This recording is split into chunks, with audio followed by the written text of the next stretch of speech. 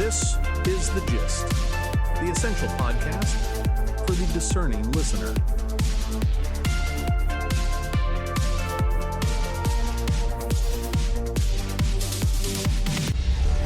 Welcome to The Gist. It is Friday, August 14th, 2026. I'm John. And I'm Mary. We are your smart friends on the go. Let's get right to it. Today's Gist View looks at the gravity-defying world of artificial intelligence. Anthropic, a heavily funded United States artificial intelligence startup, is eyeing an October IPO.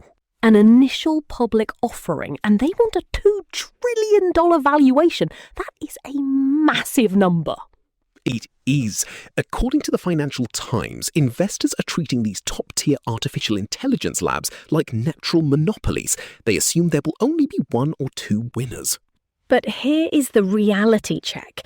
Global competition is turning basic artificial intelligence into a cheap commodity.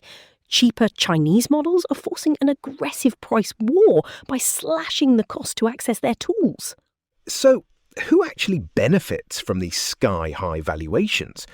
Venture capitalists. Firms like Thrive Capital in New York saw their 2022 fund jump from $516 million to $3.7 billion by this June, according to Bloomberg. They get those returns on paper by banking on AGI. That stands for Artificial General Intelligence. It's the holy grail of artificial intelligence, a future breakthrough that would instantly make all current models obsolete. Exactly. It inflates their balance sheets today. But to justify a $2 trillion price tag, Anthropic needs pricing power. And that power is already evaporating. Think of it like the 1990s telecom boom. The companies building the physical infrastructure, the hardware providers, will rake in the real long-term profit. Meanwhile, the software developers will likely compete their profit margins down to zero.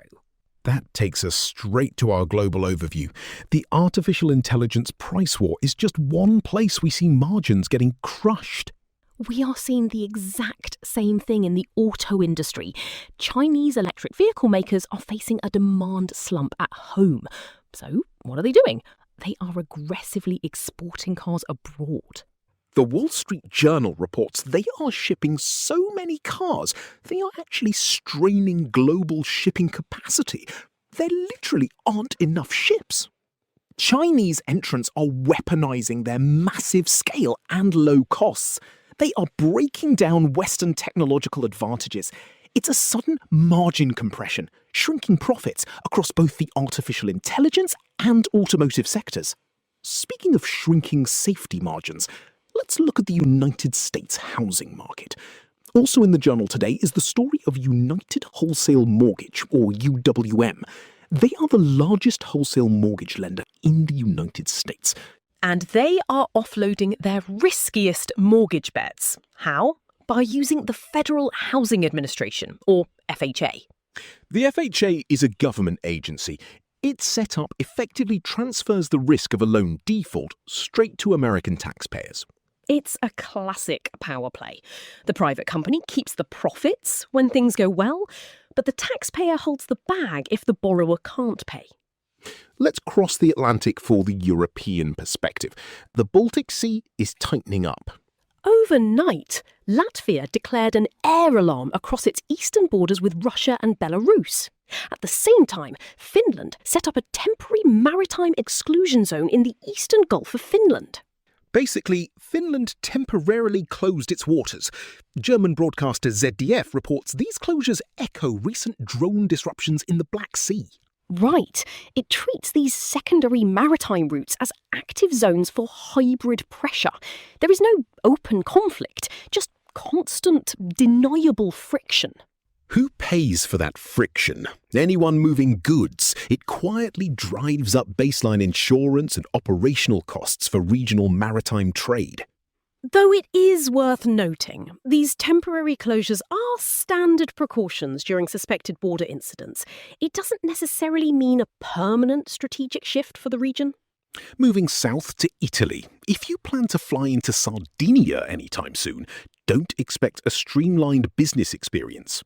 Italian business daily Il Sole 24 Ore reports a plan to merge the management of Sardinia's three main airports, Cagliari, Alghero and Olbia, is officially delayed. It is stalled until at least 2027. Why does an airport merger matter? Capital allocation. Stalling this deal keeps the region's transport network totally fragmented. Exactly.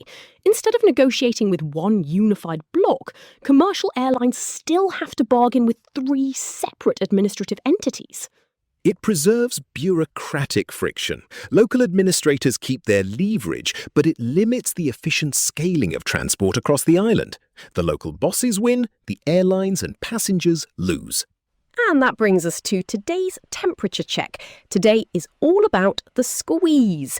Whether it's artificial intelligence developers losing their pricing power to cheaper rivals, global automakers fighting an EV export flood, or airlines navigating fragmented Italian airports, the middlemen are feeling the heat. In a world of tightening margins, the real power flows to the infrastructure builders and those who can successfully pass their risks onto the taxpayer. Perfectly said. If you found today's breakdown useful and want to stay ahead of the curve, you should absolutely get the gist in your inbox every morning. Yes, it's totally free, completely independent, and it's the best way to start your day. Just tap the subscribe link right there in your show notes. Thanks for listening. We'll catch you next time. The Gist, News Digest, and podcast are entirely written and produced by artificial intelligence. The Gist is out 3 times a day, every day, providing you with a liberal perspective on what to expect next. For more information and donations, visit thegist.online. Thank you for listening.